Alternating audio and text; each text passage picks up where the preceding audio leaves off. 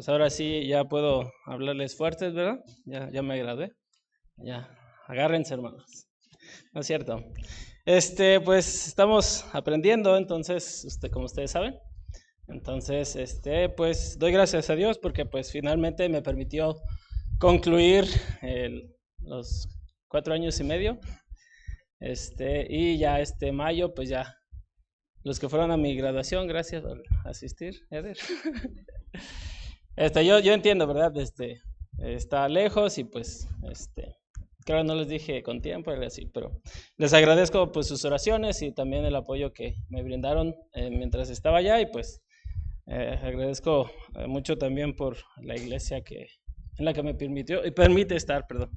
Y pues ya estamos aquí de regreso, los planes son, pues trabajar aquí en lo que sea que Dios quiera y pues ya que Dios dirija, ¿no? Esta tarde, hermanos, vamos a ver el libro de Santiago.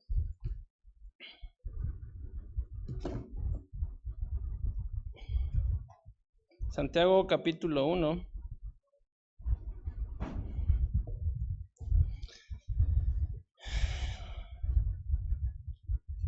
Sin duda alguna, los problemas y dificultades, situaciones difíciles que ocurren en nuestra vida y que muchas veces, como lo vimos en la mañana, no llegamos a comprender la razón de ellos, son parte de la vida del ser humano y principalmente del creyente. En esta tarde vamos a ver cómo es que espera el Señor que respondamos ante cada una de esas situaciones difíciles y también vamos a ver la razón de ellas, ¿no? También probablemente alguno podría decir que ya ha estudiado ese pasaje, ya sabe de qué se trata. ¿De qué se trata? Las pruebas, ¿no? Pero como seres humanos que somos, nuestra mente es finita y muchas veces es necesario repasar. Lo digo por experiencia propia. Pues he estado pasando por situaciones difíciles y pues en esta semana pues Dios me recordó, ¿verdad? Este pasaje y fue de bendición y es de bendición a mi vida y pues quiero recordarles pues de ello y pues vamos a estudiarlo, hermanos, en esta tarde. Vamos a dar lectura del versículo 1 al versículo 11. Santiago 1, del 1 al 11. Puestos de pie, hermanos, me siguen con su vista. Y yo leo y ustedes me siguen. Dice: Santiago, siervo de Dios y del Señor Jesucristo, a las 12 tribus que están en la dispersión, salud. Hermanos míos, tened por sumo gozo, yo leo completo y ustedes me siguen. Hermanos míos, tened por sumo gozo cuando os halléis en diversas pruebas, sabiendo que la prueba de vuestra fe produce paciencia. Mas tenga la paciencia su obra completa, para que seáis perfectos y cabales, sin que os falte cosa alguna. Y si alguno de vosotros tiene falta de sabiduría, pídala a Dios, el cual da a todos abundantemente y sin reproche, y le será dada. Pero pida con fe, no dudando nada, porque el que duda es semejante a la onda del mar, que es arrastrada por el viento y echada de una parte a otra. No piense, pues, quien tal haga, que recibirá cosa alguna del Señor. El hombre de doble ánimo es inconstante en todos sus caminos. El hermano que es de humilde condición, gloríese en su exaltación. Pero el que es rico, en su humillación, porque él pasará como la flor de la hierba, porque cuando sale el sol con calor abrasador, la hierba se seca, su flor se cae y perece su hermosa apariencia. Así también se marchitará el rico en todas sus empresas. Vamos a orar, hermanos. Padre Celestial, una vez más te damos gracias, Señor, por tus bondades para con nosotros. Gracias, Padre, por permitirnos tener este servicio en la tarde, Señor, para poder seguir escuchando y aprendiendo más de lo que tú nos quieres enseñar. Te ruego, Señor, que tú nos hables, que tú me uses, Dios, que seas tú el que dirige mis palabras, dirija mis pensamientos, Señor, y tu Espíritu obre en el corazón de los hermanos, Señor, y que nos ayudes a saber lo que Tú nos enseñas a recordar, Señor, lo que tú nos enseñas durante las pruebas y también gracias, Señor, porque pues tú aún en eso nos enseñas y nos muestras cómo reaccionar ante las dificultades de la vida, Señor, las cuales tú eres soberano y tú te presentas en cada una de ellas, Señor. Me dicen esta tarde, háblanos, Señor, y te damos gracias pues por tus bondades, Padre. En el nombre de tu Hijo amado Jesucristo pedimos todo esto. Amén. ¿Pueden sentarse, hermanos? Bien, entonces, como vimos en el primer versículo, nada más como tema de introducción, y también sabemos que es bueno, no nada más leer la Biblia porque sí, sino recordemos que al estudiarla, es necesario estudiarla con su contexto histórico para comprender mejor, eso nos va a ayudar a comprender mejor de lo que está hablando, ¿no? Entonces, pues aquí habla quién es el autor. Versículo 1, Santiago, siervo de Dios y del Señor Jesucristo. Entonces, ¿cuál Santiago? Porque pues hubo varios que estuvieron cerca de Jesús y pues los estudiosos y aquellos que han estudiado y se dedican a eso, pues resolvieron que Santiago es el medio hermano de Jesús, que al principio pues conocemos y sabemos que pues no creía en él, pero ya después más adelante se convirtió y de hecho fue líder de una iglesia.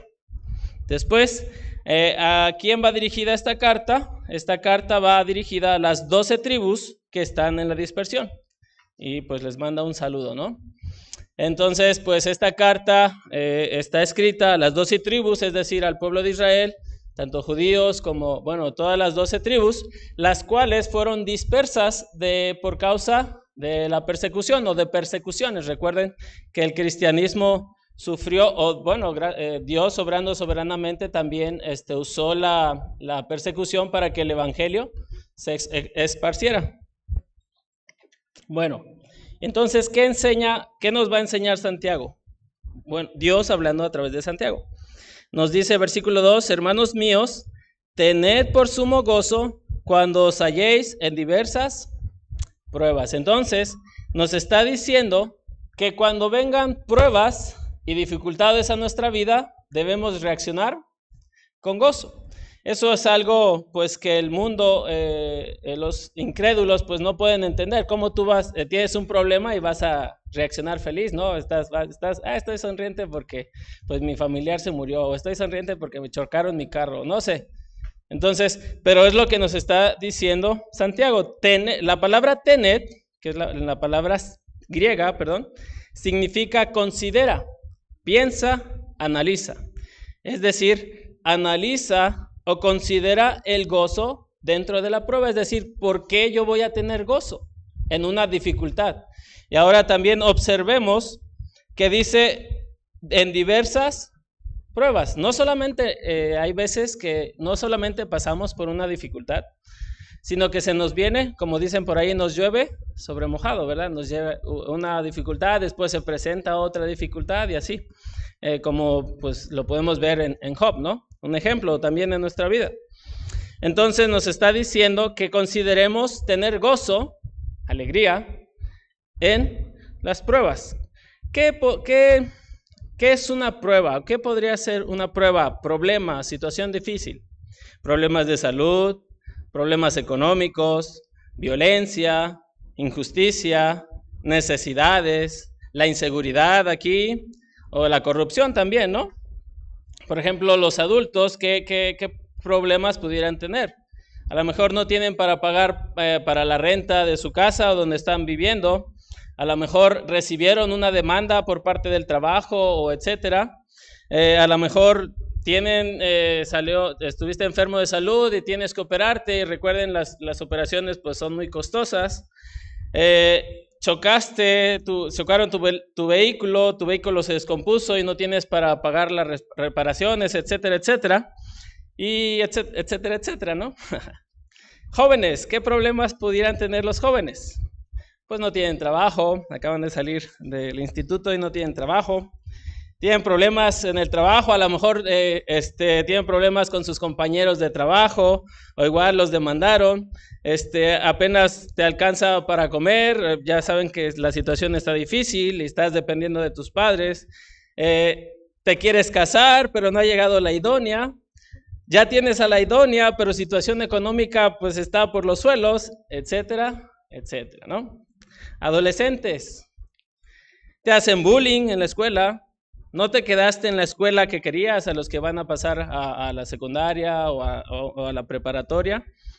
No te quedaste en la escuela que querías, o tus padres no te apoyan para la carrera que quieres o la escuela en la que quieres estudiar.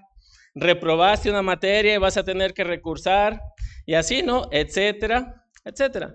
Los problemas son parte de la vida. Algunas veces Dios pone esas dificultades, pero muchas otras veces nosotros mismos nos ponemos en esas dificultades o ocasionamos esos problemas. Pero Dios en su amor lo permite, ¿verdad? Y lo permite para nuestro bien. Podemos poner como ejemplo el alumno que reprobó, ¿no? ¿Por qué reprobó? Pues porque no le echó ganas, no se esforzó.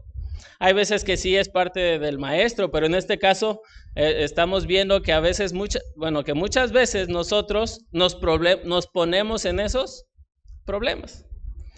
Ok, continuamos, versículo 3. Dice, sabiendo que la prueba de vuestra fe produce paciencia. Entonces, ¿por qué vamos a tener gozo? ¿Por qué el cristiano o el creyente verdadero debería de tener gozo? Porque nuestra fe va a ser probada. La nueva traducción viviente lo dice de esta manera: porque ustedes saben que siempre que se pone a prueba la fe, la constancia tiene una oportunidad para desarrollarse. Entonces observamos y aquí aprendemos o nos enseña qué es lo que se va a poner a prueba. Es decir, en una dificultad lo que se ejerce es la fe. Y lo que va a salir desarrollado o lo que se va a producir va a ser la paciencia o la constancia. ¿Qué tanta es su confianza en Dios durante los problemas o dificultades en tu vida? Qué aburrido sería quedarse siempre en el mismo nivel. Recordemos que la vida cristiana se trata de crecer, de desarrollarse, de madurar y de llegar a la plenitud de la estatura de Cristo, según lo dice Efesios 4:13. No de quedarnos estancados y de estar siempre en el mismo, vamos a decirlo así, nivel espiritual, ¿no? Sino recordemos que se trata de crecer. Pues bueno, ustedes saben que yo soy maestro de música. Gracias a Dios, pues me permitió terminar la carrera de música, ¿no? Y recuerdo cómo los alumnos, cuando después de ensayar muchas veces o estar por bastante tiempo practicando una pieza, la tocaban y estaban felices porque iban a poner, ya les tocaba una nueva pieza y el nivel ya iba subiendo. Imagínese a jugadores de un deporte, cualquiera que sea, que siempre jueguen con el mismo equipo, ya sea con el que siempre pierden o con el que siempre estén ganando. Sería aburrido, ¿no? Entonces ya cuando viene una nueva dificultad, pues produce cierta emoción o cierta alegría. O un papá que ve a su hijo que no está creciendo, que pasa el tiempo, ya tiene 10 años y sigue como con la estatura de 6, ¿no? Entonces es lógico que ese padre va a saber que su hijo tiene un problema. Recuerdo que cuando éramos chicos, pues nos emocionaba, ¿cómo se dice? Cuando estábamos creciendo, ¿no? Estábamos chiquitos y ahí nos poníamos la raya en la pared y nos marcábamos. Mira, ya crecí un poquito más. Y nos causaba emoción. De esa misma manera, nos debe de causar gozo el saber que vamos a crecer o que en una situación difícil que la situación difícil me va a ayudar a crecer en el Señor, recuerden. Y de hecho lo vimos hoy en la mañana, no sé si recuerdan a la hermana Ceci, ¿no? ¿Cómo dijo? Con gusto volvería a pasar por esa misma situación. ¿Por qué? Porque para ella fue gozoso ver cómo Dios estaba obrando y cómo Dios obró en la situación difícil, las situaciones difíciles por las cuales pasó. Entonces vemos que aquí, y bueno, nos enseña que debemos de tener gozo. ¿Por qué? Porque esa prueba es para nuestro bien y nos va a ayudar a crecer, a desarrollar nuestra fe y a desarrollar nuestra paciencia o nuestra constancia o perseverancia en el Señor. Muy bien, versículo 4. Aquí vamos a ver el resultado. Dice, mas tenga la paciencia su obra completa para que seáis perfectos y cabales sin que os falte cosa alguna. Es decir, que cuando las pruebas se enfrentan con gozo, se produce paciencia, lo cual lleva a la madurez, que se refiere a que seáis perfectos, y a un desarrollo pleno, es cuando usa la palabra cabal. El responder con sabiduría o el responder bien ante una situación difícil, responder sabiamente y responder con gozo una prueba o dificultad, nos capacita para que nuestra comunión con el Señor sea más profunda y crezcamos y nuestra confianza o nuestra fe en Él crezca y sea mayor. Muy bien, versículo 5. Versículo 5. Y si alguno de vosotros tiene falta de sabiduría, pídala a Dios, el cual da a todos abundantemente y sin reproche, y le será dada. Es decir, en una situación difícil, en un problema, una dificultad, ¿qué se necesita? ¿O qué necesita uno? Sabiduría. Y como vimos en la mañana, ¿no? ¿Qué es la sabiduría? Es la aplicación del conocimiento o de la inteligencia. Y si observamos aquí, es como una frase retórica, ¿no?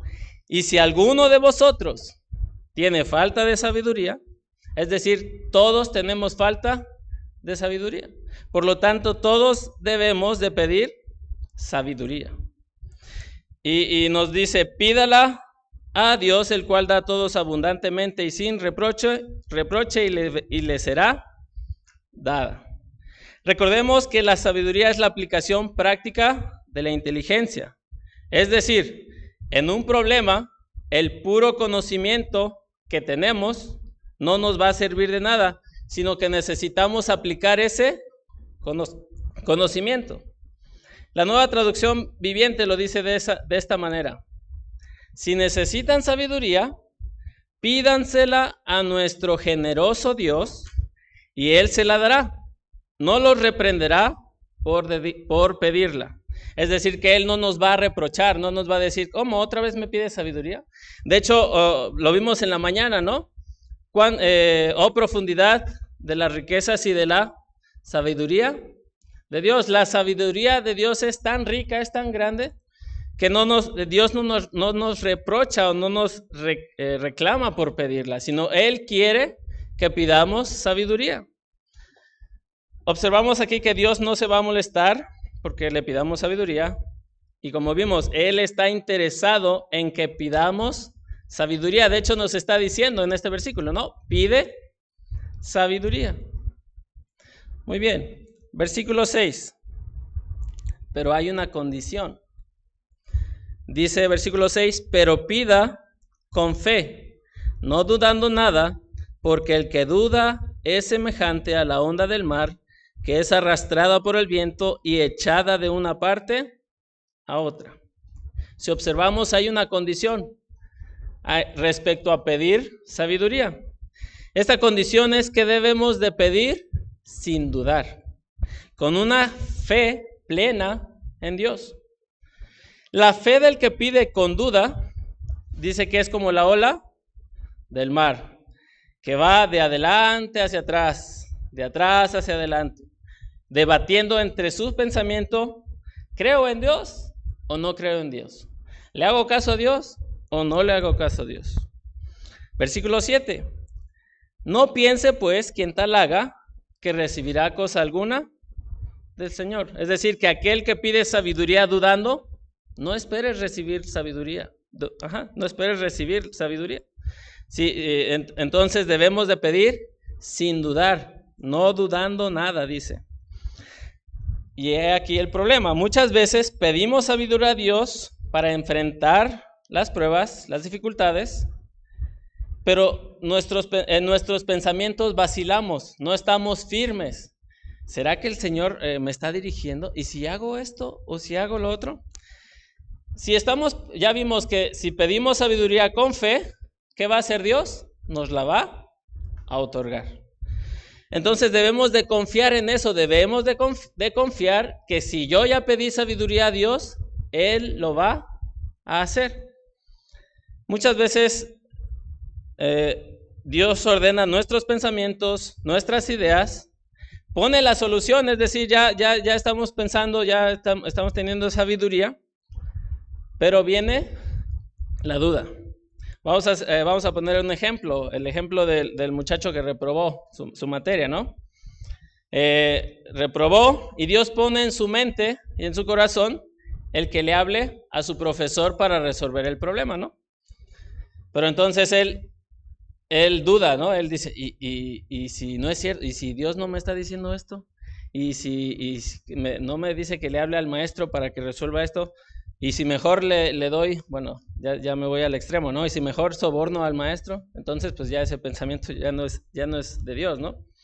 Pero entonces muchas veces nosotros actuamos así. Muchas veces nosotros actuamos o pedimos a Dios sabiduría, pero pedimos dudando, desconfiando en que cada paso que estamos dando, ¿será que Dios está conmigo? ¿O será que, y si estamos dudando? Y muchas veces actuamos de esa manera. Y entonces vemos que debemos de pedir sin dudar.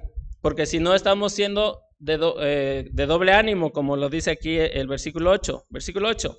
El hombre de doble ánimo es inconstante en todos sus caminos. Y así nos vemos, como el hombre inconstante. Entonces, así andamos, estamos, ¿confío en Dios o no confío en Dios? Entonces, debemos, pues, de estar firmes en ¿cómo podríamos decirlo? En confiar en que Dios escucha nuestra oración y si le pedimos sabiduría, pues Él nos la va a dar, ¿no? Y debemos de caminar en ese problema, en esa prueba, en esa situación, pues sin dudar, sin vacilar. Cuando dice esta que es de doble ánimo, esta es la descripción básica del hipócrita, aquella persona que cree en Dios en ciertas ocasiones, pero deja de confiar en Dios tan pronto llegan las pruebas, por lo cual no recibe ni una sola cosa. Estamos hablando de sabiduría. Muy bien, ya casi acabamos. Versículos 9 al 11. Dice, el hermano que es de humilde condición, gloríese en su exaltación, pero el que es rico en su humillación, porque él pasará como la flor de la hierba, porque cuando sale el sol con calor abrasador, la hierba se seca, su flor se cae y perece su hermosa apariencia. Así también se marchitará el rico en todas sus empresas. Entonces aquí nos está hablando de dos personas, los ricos y los pobres. A lo mejor, tal vez alguno pudiera pensar, ¿no? Y a lo mejor Santiago por eso escribió esto, que los ricos tienen resueltos sus problemas. Ellos no pasan por pruebas, ellos no pasan por dificultades. Si chocan el carro, pues tienen dinero para pagar. Si están enfermos y necesitan una operación, pues tienen igual dinero para pagar. Si los demandan, pues igual pagan, ¿no? Es decir, los ricos pues no tienen problemas o dificultades, pareciera ser así, ¿no? Le hacen bullying al niño y nada más lo cambian de escuela. Es decir, los ricos pareciera que no tienen problemas, que ellos no pasan por pruebas, no pasan por dificultades. Y entonces por eso Santiago escribió esto. Entonces, lo que está diciendo aquí, en estos pasajes,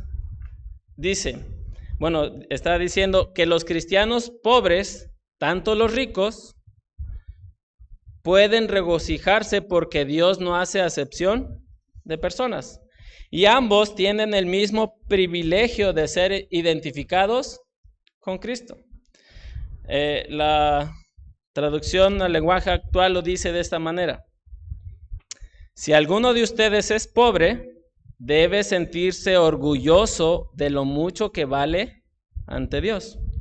Si alguno es rico, debe sentirse feliz cuando Dios lo humille, pues las riquezas duran muy poco. Son como las flores del campo. Cuando hace mucho calor, las plantas se secan, entonces sus flores se marchitan y pierden su belleza.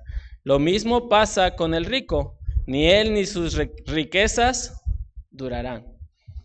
Entonces, el pobre, nos está diciendo que el pobre debe sentirse orgulloso, pues tiene el mismo valor que un creyente rico, ¿no? Y tiene la misma posición delante de Dios. Y vale igual que un rico. Y aún así, que no tenga, que es pobre, ¿no? Y el rico no debe de ponerse triste o no debe de aquí dice humillarse, ¿no? Cuando Dios lo humilla no debe de ponerse triste si Dios le quita sus riquezas, las cuales no son duraderas, si las comparamos con la eternidad, ¿no? Y sabemos que las riquezas algún día se van a acabar. Entonces, aquí en estos versículos del 9 al 11, pues está hablando respecto a estos dos hermanos, tanto los ricos como los pobres, pues que el pobre no piense que el rico no pasa por problemas y que debe de sentirse orgulloso, pues delante de Dios, aunque sea pobre, vale. Y tiene el mismo valor que aquel que tiene dinero y tiene resueltos sus problemas o dificultades. Entonces, esto es lo que aprendemos en este breve pasaje. Y como les decía, ¿no? La carta de Santiago, pues, contiene cosas muy prácticas, muy sencillas. Y pues este es el mensaje de esta tarde. Algo muy sencillo, pero muy práctico, ¿verdad? ¿Pero por qué? Porque como les digo, todos pasamos por pruebas y todos pasamos por dificultades y aquí pues estamos viendo cómo debemos de pasar. Y también vemos la razón de esas pruebas y de esas dificultades, ¿verdad? Que nos enseñan a crecer. Y recordemos, también como lo mencionó el hermano Eder, que el justo vivirá por la fe. Por lo tanto, hermano, cuando pases por pruebas, problemas, dificultades, considera llenarte de gozo, pues sabes o tienes el conocimiento y tienes, vamos a decirlo así, testigos, ¿no? En la mañana, hablando de la hermana Cecilia, que esas pruebas fortalecen a nosotros y nos dan paciencia y nos hacen más como Cristo. Es por eso que debemos de tener gozo ante las pruebas y las dificultades. Y también recuerda que cuando se presenten las pruebas, las dificultades, pues pide sabiduría a Dios y Él va a otorgar. Pero recuerda, pide con fe, sin dudar nada. Vamos a orar, hermanos. Señor, gracias.